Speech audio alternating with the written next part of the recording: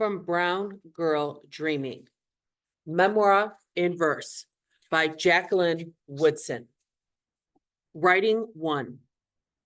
It's easier to make up stories than to write them down. When I speak, the words pour out of me.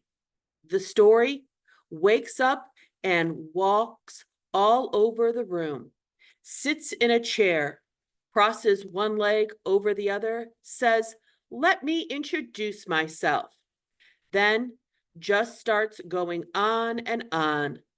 But as I bend over my composition notebook, only my name comes quickly, each letter neatly printed. Between the pale blue lines, then white space and air and me wondering, how do I spell introduce? Trying again and again until there is nothing but pink bits of eraser and a hole now where a story should be. Late autumn. Miss Mikowski calls us one by one and says, "Come up to the board and write your name." When it's my turn, I walk down the aisle from my seat in the back. Write Jacqueline Woodson, the way I've done hundreds times.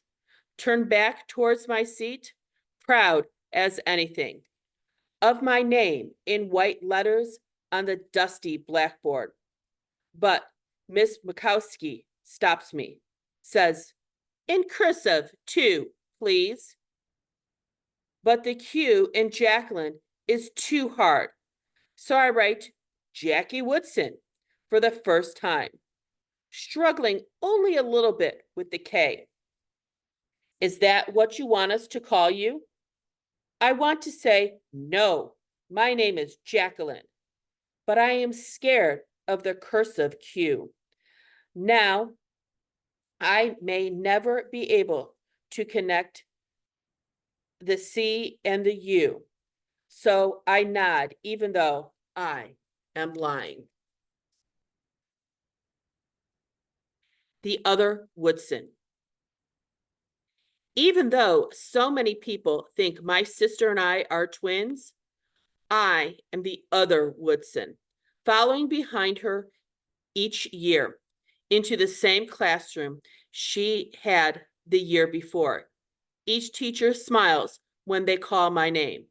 "Woodson," they say, "you must be Odelia's sister." Then I nod slowly, over and over again. Call me Odelia. Say, "I'm sorry, you look so much like her, and she's so brilliant." Then wait for the brilliance to light up the classroom. Wait for my arm to fly into the air with every answer. Wait for my pencil to move quickly through the too easy math problems on the mimeographed sheet. Wait for me to stand before class, easily reading words even high school students stumble over, and they keep waiting and waiting and waiting and waiting until one day they walk into the classroom, almost call me Odile, then stop. Remember that I am the other Woodson and being searched for brilliance at another desk.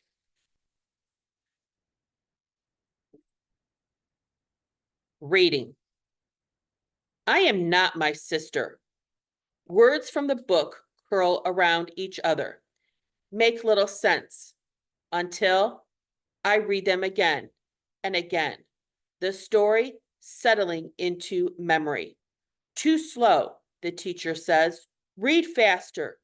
Too babyish, the teacher says. Read older. But I don't want to read faster or older or any way else that might make the story disappear too quickly from where it's settling inside my brain, slowly becoming a part of me. A story I will remember long after I've read it for the second, third, 10th, 100th time. Stevie and me. Every Monday, my mother takes us to the library around the corner.